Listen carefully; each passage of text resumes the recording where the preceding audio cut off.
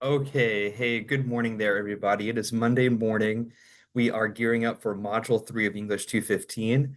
And wow, what a tough morning. If any of you are basketball fans out there and have been following along with the Indiana Pacers run to the NBA Finals, just a heartbreaking loss last night. I feel like I'm just walking through quicksand all morning today, and I'm sure some of you are feeling that too.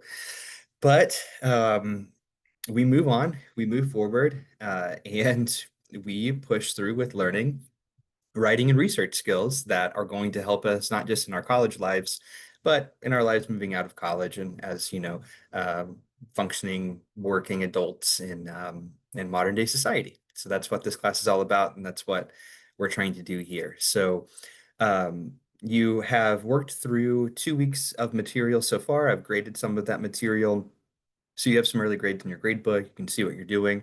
Um, you should feel right now like you've got hopefully a good rhythm, a good routine. Um, and if you haven't found that yet, I just strongly encourage you to continue to look for it, knowing that you need to carve out at least 6 hours a week to focus on our course, but not trying to do all of that in one day, right? So let's get into Module 3. I'm going to make this video slightly longer just to make sure that you feel really comfortable with what you need to do for some of your graded material. So let's jump into it and see what we've got. Okay. So here we are in Module 3. And you can see here that we have a couple of graded assignments this week, 50 points up for grabs, so half a letter grade effectively. And you can see that we're going to have a discussion board post about how we argue to inquire, and we're going to have the first part of our annotated bibliography. So I'm not going to really focus too much on the learning activities in this video, and instead jump right into the graded assignments. All right. So, as part of your learning activities, you'll learn about this IMRAD model, which is a very classic way for um, uh, research articles to be written. They follow this kind of introduction, and you'll just kind of pay attention to the section headings this introduction. They have notes about their methods and the results of those of the studies, etc.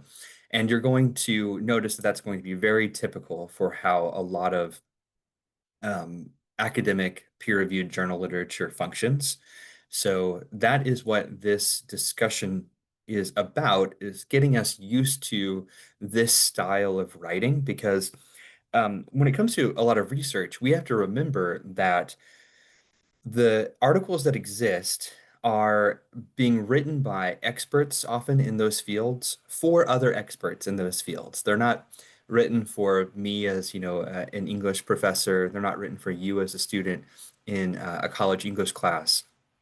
But that doesn't mean that we can't use those articles, understand them, and work to bring them into our own writing. In fact, that's a lot of what writing is in college, is trying to figure out how to pull resources into our own writing. And of course, you know that, having gone through English 111. So what you'll end up doing in this discussion is you're going to pick one of these two articles. They're both around the same length. It's going to take you 30 minutes or so to actively read each of them, maybe a little bit longer, maybe a little bit shorter. And you're going to read them actively, meaning you're paying attention to what you read. You're trying to actively understand what the writers are attempting to prove to you. And then you're going to build your discussion entry. So you're trying to write around 300 words in response to one of these articles, whichever one interests you most. And here's what you're going to do, right? You're going to pause, analyze, and evaluate that particular text. So now we're getting more into that evaluation piece where we're reading a text and then we're trying to think critically about it and work to evaluate its strengths and weaknesses. Okay, so that's what we're going into next. We're trying to think, how is this article strong? How is it weak? What questions do I have about it? And so on. And so for the questions that are going to help us write those 300 words, okay, we want to start here, right? Let's summarize the topic. What are these authors writing about? Um, what did they appear to be contributing to that topic based on this writing, right? They're not writing it for fun. They're writing it to contribute something or to work to prove something. So what is that? What are they doing? What are the conclusions that they're making? Again, pay attention to some of the section headings, right? It's going to draw you into helping to answer this. And then you have questions related to that to help you move through those conclusions, right? And then you're thinking about, all right, well, how are they conducting their research? What were they doing? Should they have done something differently? Could it have worked better? Right? These are your opportunities to work to evaluate what these authors are doing based on what you're seeing. Okay, so have confidence in yourself here, right? Understand that your voice matters. Okay, and you have the ability to read, think critically, and evaluate sources written by experts within those fields. Yes, we don't have the same content knowledge, right? But we do have the ability as readers to investigate text, think about them, and respond to them, and work to evaluate them based on the questions that we have here to help us do that. Okay. So you need to complete that by the end of the day this coming Saturday. So you've got several days to work on this first graded piece. And then you need to respond to a classmate before the end of the day on Monday, right? And then that, you're writing roughly 150 words. So it's kind of like one big paragraph of writing. And you're using these areas to help you um, respond to your peer. Okay, so one classmate responding there. So this is, of course, where we get a little more writing practice, we get a little more critical thinking practice, and writing is thinking. And it's us working to, really make sure that we're practicing those critical thinking skills because that's how we get better as writers. Okay, so there's that. And then let's move over to something that has a lot of instructions, the annotated bibliography. So the annotated bibliography has a lot of instructions, but it's actually quite simple what you're doing. Okay. An annotated bibliography is a research tool that we use to help gather the research that we're finding and do a little bit of writing about each of those sources. So that's an annotation. The bibliography piece, right, is the reference entry material. So that way we're already kind of building the reference entries. So that way whenever we have to build our references list in a big formal paper, well, we've already done that work, and we can start to think about our sources more more completely because we have a document that's kind of organizing everything for us.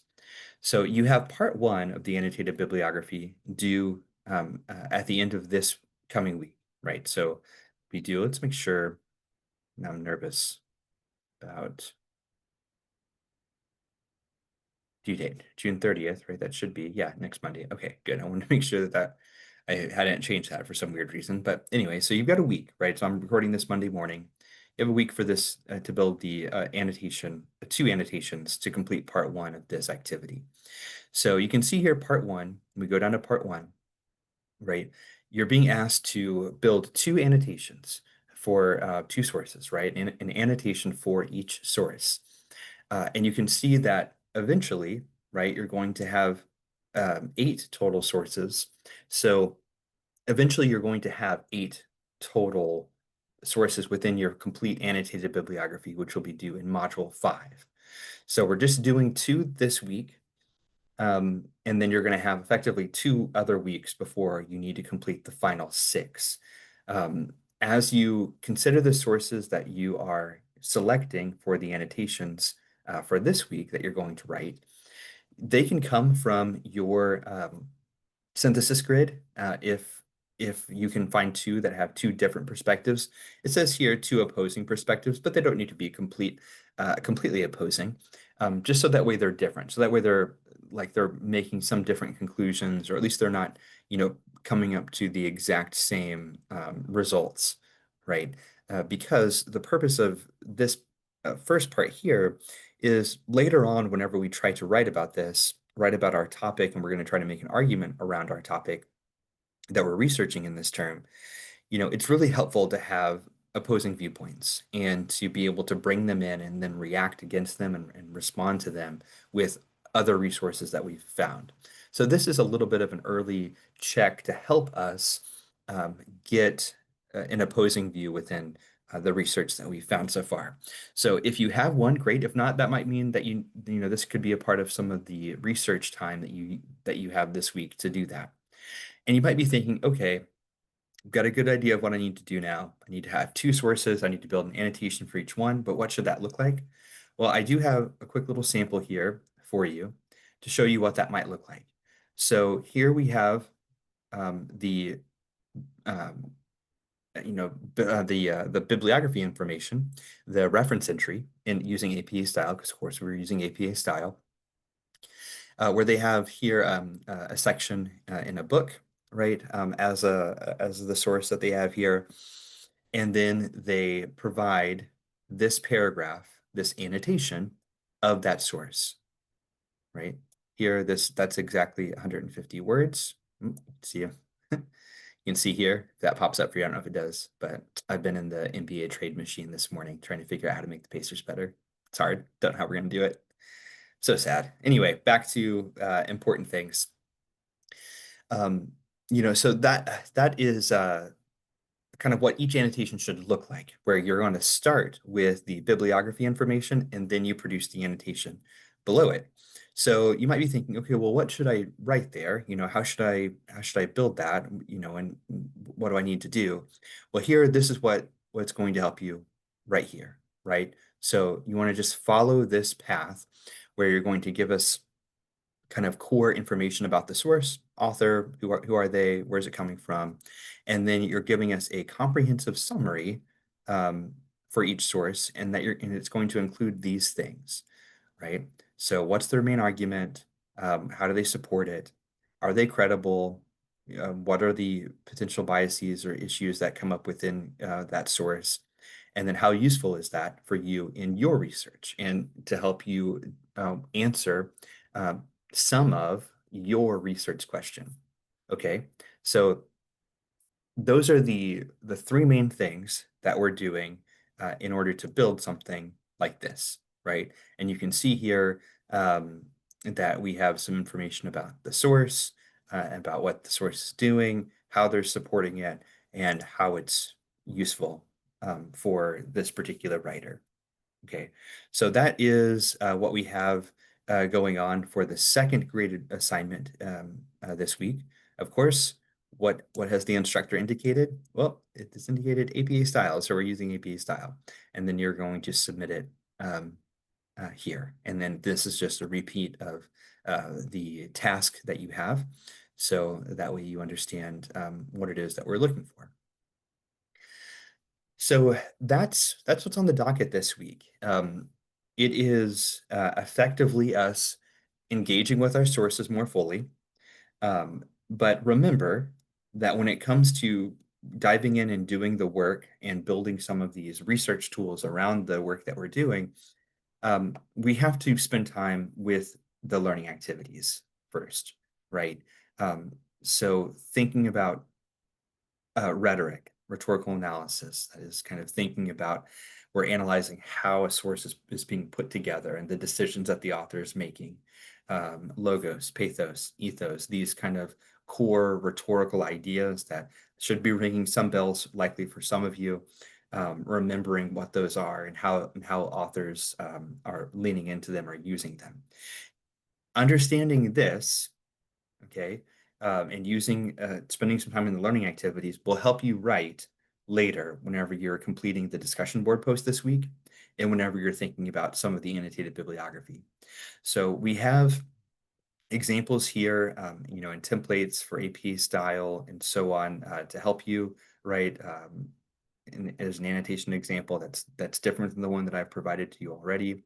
But you can see that the core piece is the citation entry and then the paragraph afterwards. All right, so there's that, or a couple other things related to the IMRAD model and so on. All of these quick little links here, it's going to take you less than an hour to move through this material for the majority of it. You might go back and reread some of it.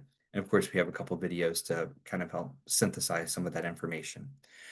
So spend an hour, hour and a half early this week going through these learning materials, and then spend the rest of your time doing research that's going to help support your help answer your research question and to begin to develop the first part of the annotation or the annotated bibliography. And then, of course, don't forget about the discussion work, which is going to put some of our critical thinking pieces related to the learning activities into practice where we're using some controlled sources that we're all dealing with. Okay. So there's that. It is, this video is a little bit longer, but I received some good feedback from a student saying that they wanted just to have a little bit clearer guidance for what's expected and what it should look like.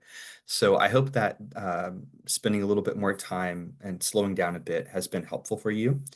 If you have questions as you move through material this week and you're just not sure about a learning activity piece that's not clicking for you, and you would like me to try to explain that in a different way, or you have a question related to, if you've set up your annotated bibliography entry correctly, something like that, just reach out to me. Let me know. So I'll respond to you within a day, Monday through Friday, no problem. I'm always checking my email.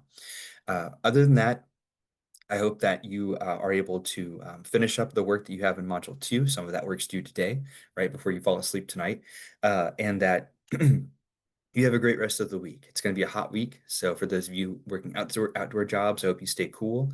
Um, and yeah, I'm just wishing you all the best. I think you have great topics. I'm so excited to see what you find and how you're eventually going to begin developing your own argument around the topic. So keep reading, keep researching, complete these graded assignments on time, and reach out to me when you need additional support. Okay, until next time.